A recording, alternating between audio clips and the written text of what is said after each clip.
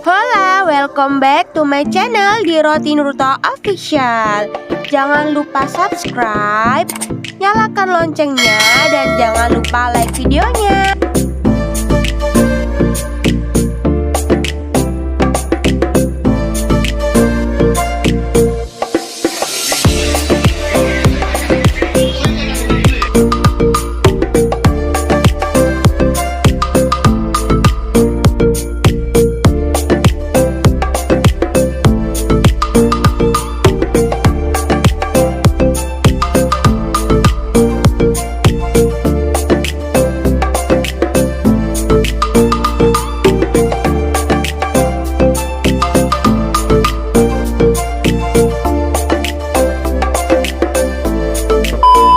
Assalamualaikum warahmatullahi wabarakatuh. Waalaikumsalam warahmatullahi wabarakatuh.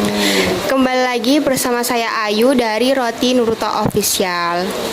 Jadi di sini saya sudah bersama Bapak Wisnu sebagai relawan SIJUM Surabaya. Terima kasih banyak Bapak telah meluangkan waktunya sebentar. Di sini saya mungkin mau bertanya-tanya sebentar untuk pengalamannya Bapak Wisnu itu bersama SIJUM Surabaya seperti apa, seperti itu. Ya, assalamualaikum warahmatullahi wabarakatuh. Bismillahirrahmanirrahim. Awalnya saya bergabung di SIJUM itu sebenarnya saya lagi terpuruk, Mbak. Lagi terpuruk. Pada waktu itu kan bisnis saya barusan hancur, ya. Saya berpikir gimana caranya saya mengembalikan bisnis saya yang sudah hancur dengan melakukan percepatan rezeki ya, dengan wasilah berbagi nasi di SIJUM. Jadi saya cari-cari, saya browsing, ketemu Facebooknya SIJUM. Nah, di situ dicantumkan nomor telepon sama alamat. Saya hubungin. Pada waktu itu saya masih ingat ngubungin pertama kali itu sama Pak Farid. Pak Farid, saya ngomong kalau saya ini mau gabung untuk jadi relawan di SIJUM. Terus beliaunya itu posisinya suruh datang, Mbak. Saya suruh datang untuk hari Jumat. Itu saya telepon kalau nggak salah itu hari Kamis. Jadi besok itu Jumat suruh datang. Datang, ya.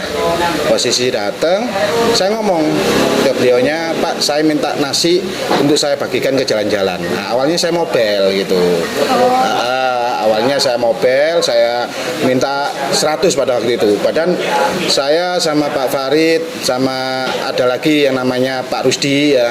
Itu saya nggak kenal sama sekali. Saya baru tahu beliau-beliau ini dari Facebooknya SIJUM. Terus saya datang, saya minta nasi 100 pada waktu itu, Mbak. 100 bungkus untuk saya bagikan ke jalan-jalan. Ternyata dikasih, Mbak, gitu loh. Saya ya bingung gitu loh. Orang ini kok tiba-tiba kasih ya gitu loh. Padahal nggak kenal kan gitu loh.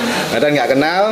Setelah itu saya mobile di jalan-jalan. Terus ternyata saya pribadi dapat penyadaran, Mbak, gitu loh. Kenapa ini di jalan-jalan? Kenapa yang di jalan-jalan nggak ditarik ke masjid gitu loh? Jadi masjid ini biar tetap jadi pusat peradaban, apapun kebutuhannya balik ke masjid. Gitu awalnya seperti itu gitu.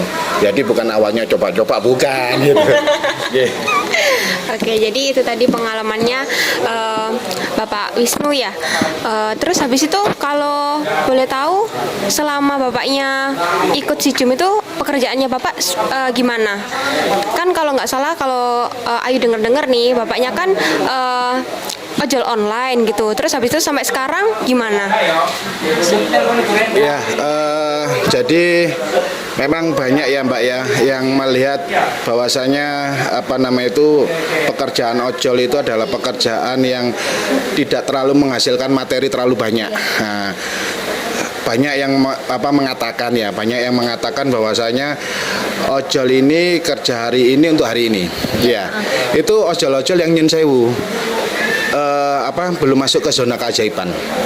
Tapi kalau ojol masuk ke zona keajaiban, insya Allah ada aja rezekinya gitu loh. Meskipun kita meluangkan waktu tidak kerja satu hari Jumat ya, kita nggak kerja, kita full ke SIJUM, kita full berbagi ya. Tapi kita rezekinya itu ada aja.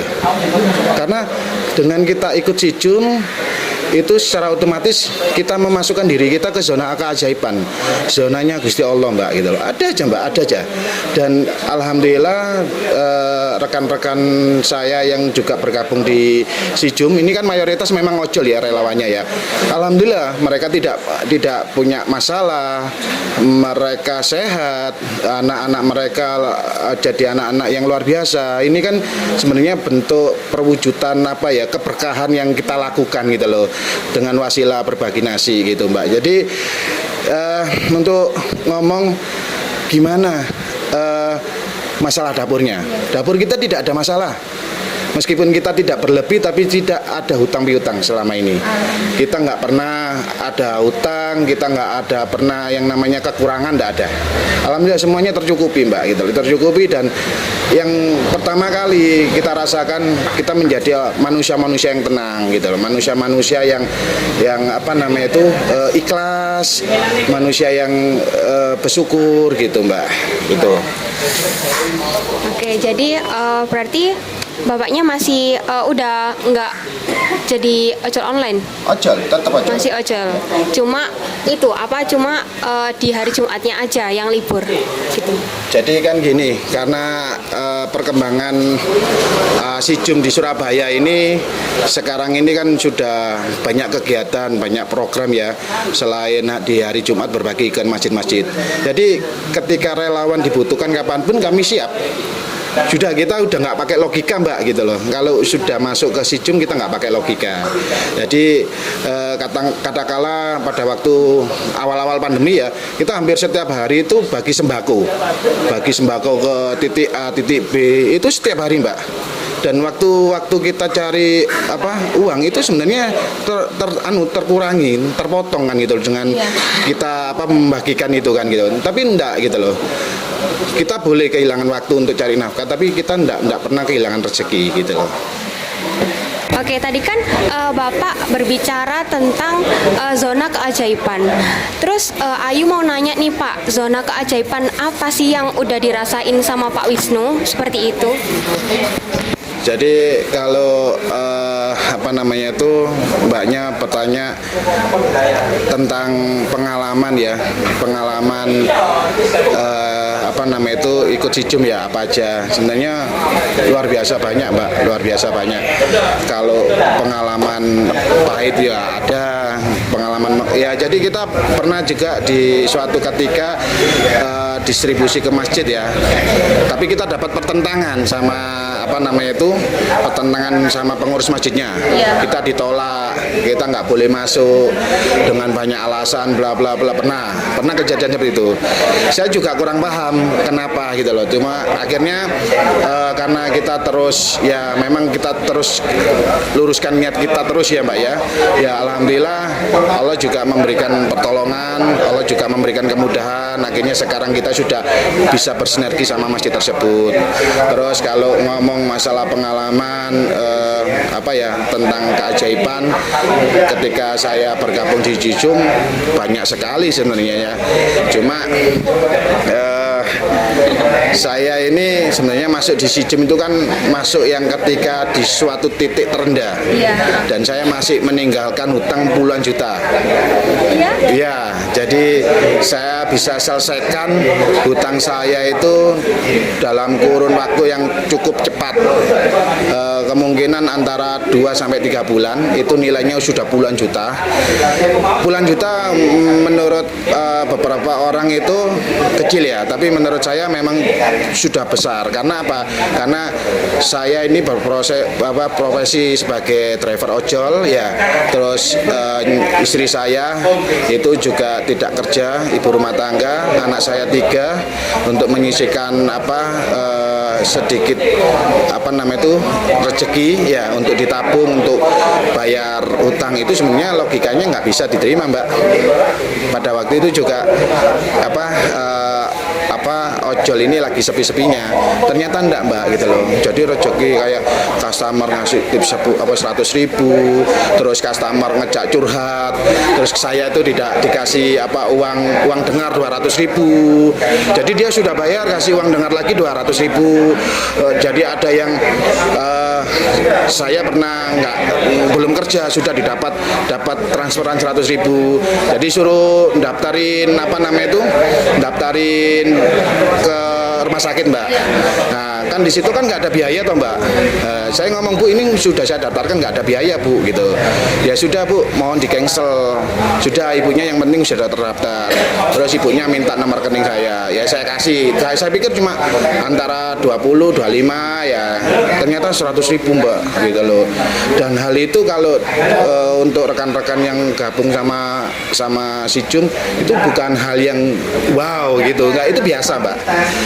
Kita udah nggak kaget karena keseringan Allah memberikan rezeki yang nggak terduga gitu loh itu hingga akhirnya terbiasa kita.